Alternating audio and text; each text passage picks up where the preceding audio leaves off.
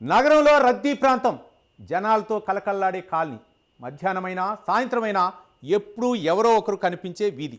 అలాంటి చోటే ఒక్కసారిగా ఓ మహిళ అరుపులు వినిపించాయి. క్షణాల్లోనే పరుగులు, గందరగోళం, ఆందోళన. మెడలో ఉన్న పుస్తల తాడును లాక్కొని పరారయ్యేందుకు ప్రయత్నించిన ఓ దొండగడు. కానీ ఈసారి అతని ప్లాన్ తారుమారైంది. సీసీ కెమెరాలు అతని ప్రతి అడుగును రికార్డు చేశాయి. కాలనీవాసులు అతని ప్రతి కదలికలను గమనించారు. చివరకు పారిపోవాలని చూసిన వాడే ప్రజల చేతిలో చిక్కిపోయాడు. అసలు ఈ చైన్ స్నాచింగ్ ఎలా జరిగింది? దొంగ అంత ధైర్యంగా ఇంట్లోకి ఎలా వచ్చాడు? అతని టార్గెట్ ఎవరు? స్థానికులు అతన్ని ఎలా అడ్డుకున్నారు? ఇప్పుడు చూద్దాం.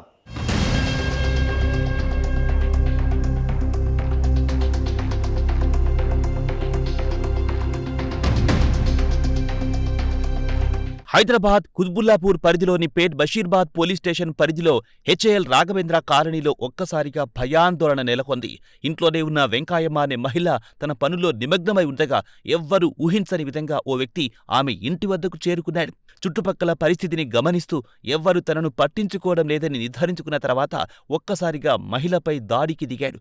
ఆమె మెడలో ఉన్న పుస్తెల తాడును బలంగా లాగేసి అక్కడ్నుంచి పరారయ్యేందుకు ప్రయత్నించాడు. అంతా క్షణాల్లో జరిగిపోయింది. ఏం జరుగుతుందో అర్థమయ్యే లోపే మెడలోని పుస్తెల తాడు తెగిపోవడంతో వెంకాయమ్మ ఒక్కసారిగా షాక్కి గురయ్యింది. వెంటనే గట్టిగా కేకలు వేయడంతో కాలనీలో ఉన్న స్థానికులు అప్రమత్తమయ్యారు.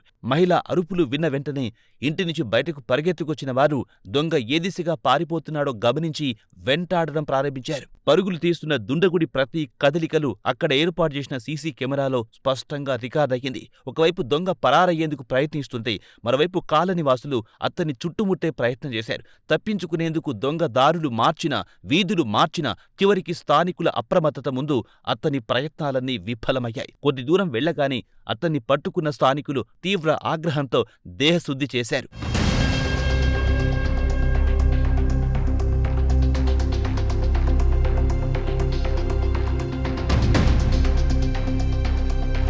చైన్ స్నాచింగ్కి పాల్పడిన దొంగను పట్టుకున్న తర్వాత స్థానికులు వెంటనే పోలీసులకు సమాచారం అందించారు. సమాచారం అందుకున్న పేట్ బషీర్బాద్ పోలీసులు వెంటనే సంఘటనా స్థలానికి చేరుకుని పరిస్థితిని అదుపులో తీసుకొచ్చారు. స్థానికుల ఆగ్రహం మరింత పెరగకుండా దొంగను వారి నుంచి విడిపించి పోలీస్ స్టేషన్కు తరలించారు. అతను ఇదే తరహా చోరీలకు పాల్పడ్డాడా, ఒక్కడేనా లేక ముఠాలో భాగమా అనే కోణాల్లో పోలీసులు దర్యాప్తు కొనసాగిస్తున్నారు. ఇక ఈ ఘటనతో కాలనీలో ఒక్కసారిగా భయాందోళన నెలకొంది.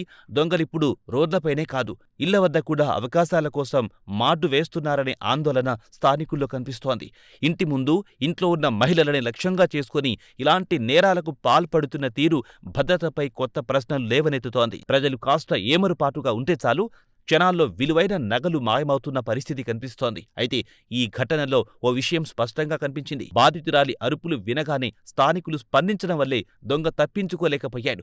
ఒకరి సమస్య అందరి సమస్యగా భావించి వెంటనే స్పందించిన కాలనీవాసుల అప్రమత్తత కారణంగానే నిందితుడు పోలీసులకు చిక్కాడు. ప్రస్తుతం పోలీసులు దొంగను విచారిస్తూ అతని గత చరిత్రను ఆరా తీస్తున్నారు. ఇటీవల నగరంలో నమోదైన ఇతర చైన్ స్నాచింగ్ కేసులతో ఈ నిందితుడికి ఏమైనా సంబంధం ఉందా? అతనెవరెవరితో కలిసి పనిచేస్తున్నాడు? దొంగిలించిన నగలును ఎక్కడ విక్రయిస్తున్నాడు అనే అంశంపై దర్యాప్తు కొనసాగుతోంది. విచారణలో మరిన్ని విషయాలు వెలుగులోకొచ్చే అవకాశం ఉందని పోలీసులు భావిస్తున్నారు.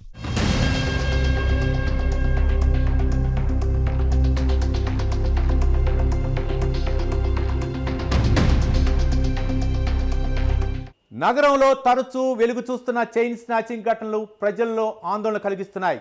నేరస్తులు అవకాశాల కోసం కాచుకొని ఉంటే అప్రమత్తత మాత్రమే వారికి అడ్డుకట్ట వేయగలదని ఈ ఘటన మరోసారి గుర్తు చేసింది. బాధితురాలి ధైర్యం, స్థానికుల వేగవంతమైన స్పందన, సీసీ కెమెరాల ఆధారాలు ఈ మూడు కలిసి ఒక దొంగను తప్పించుకోకుండా చేశాయి. ఇప్పుడు ఈ కేసులో పోలీసుల విచారణ ఎలాంటి కొత్త నిజాలను బయటపెడుతుందనేది ఆసక్తికరంగా మారింది.